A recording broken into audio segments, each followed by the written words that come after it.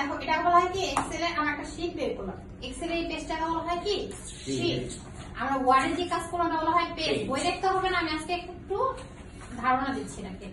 দেখো এটা বলা হয় মাউস পয়েন্টার। যে প্লাস ছিল তো মনে হচ্ছে কি বলা হয় মাউস পয়েন্টার। এই যে বক্স আকার আসছে এগুলো বলা হয় কি বলতো প্রত্যেকটা এক একটা সেল। প্রত্যেকটা একটা কি সেল। এই সেলটা তৈরি হয় কিভাবে এটা আমরা জানতে হবে। পাশাপাশি গুলো কি বলা হয় কলাম।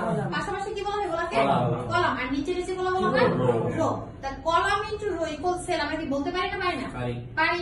কখনো যদি প্রশ্ন করে হোয়াট ইজ সেল আমরা উত্তর কি দিব বলতো কলাম ইনটু রো ইকুয়াল কি হয়ে যায় সেল তৈরি হয়ে যায়।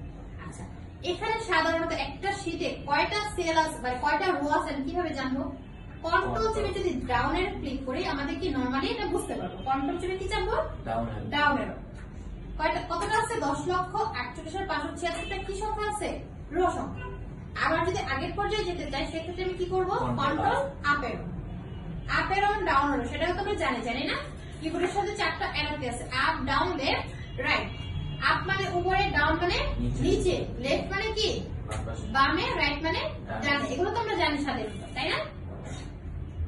আচ্ছা দেখো এখানে আমাদের কিছু হোম মেনুবারে কিছু কাজ আছে। First of all font. ফন্টের কাজ আমরা আগে কি ওয়ার্ডে শিখে আসছি না শিখছি না। দেখো তো এখানে ফার্স্ট অফ অল কি আছে ফন্ট ফ্যামিলি। কোনো চেঞ্জ আছে এখানে?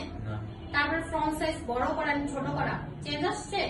এটা দিয়ে তো ফন্ট সাইজ আমরা বড় ছোট করতে পারি না। তারপর আছে বোল্ড ইটালিক আন্ডারলাইন।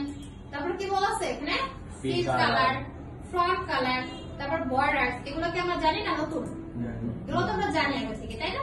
তারপর এখানে অ্যালাইনমেন্ট একটু ডিফারেন্ট আছে। আমাদের ওয়ার্ডে পাইছি কি প্যারাগ্রাফ এক্সেল আছে অ্যালাইনমেন্ট।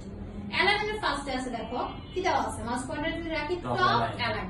টপ অ্যালাইনটা মানে কি বলতো কি বলতে পারো উপরে থাকবে লেখাটা অ্যালাইন শুরু হবে ঠিক আছে। তারপরে আছে বলতো মিডল অ্যালাইন মানে মাঝে। তারপর আছে কি বটম অ্যালাইন নিচে থাকবে। এটা তো নরমালি জানি।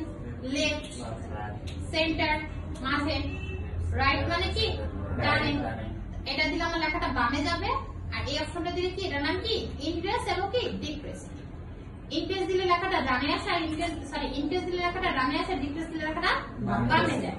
আর র‍্যাপ টেক্সট এই অপশনটা র‍্যাপ টেক্সট এইটা তো একটা সেল তাই না। আমি একটা কিছু লিখি দেখো তো লিখে দুইটা সেল কিন্তু চলে আসতেছে। আমি যদি একটা সেলে রাখতে চাই সেক্ষেত্রে কি করব এখানে রেখে একটা মাউসটা রাখবো। রাখার পর যদি র‍্যাপ টেক্সটটা ইউজ করি তো সেক্ষেত্রে আমাদের কি হয়ে যায় সেলটা বড় হয়ে যায়। বাট এক সেল থেকে আরেক সেলে কি চলে যাচ্ছে না। যদি আমি এক সেলে রেখাটা রাখতে চাই তা কি ইউজ করবো বলতো র‍্যাপ টেক্সট। কথা বুঝতে পারছি? আচ্ছা এরপরে দেখো মার্চেন্ট সেল মার্চেন্ট সেন্টার বা মার্চেন্ট সেল এটা কি আমাদের আগে পূর্ব পরিচিত? হ্যাঁ পূর্ব পরিচিত। একটা টেবিলের কাজ করছিলাম আর ওয়ার্ডে একাধিক সেলকে একত্রিত মুছে ফেলছিলাম। ইরেজেতে মুছছিলাম আবার কি মার্চেন্ট সেন্টার দিয়ে করছিলাম একাধিক সেলকে একত্রিত করার জন্য মনে আছে। সাপোজ দেখো এটা এক একটা সেল এটা একটা সেল এটা একটা সেল এটা একটা সেল। এই তিনটা সেলকে আমি একত্রিত করবো এগুলো কি একাধিক সেল না? একের অধিক যেটাকে একাধিক বলা হয় তাই না।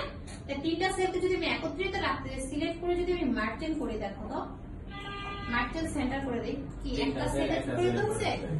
একাধিক সেলকে একটা সেলে পরিণত করতে পারছি না পারি না।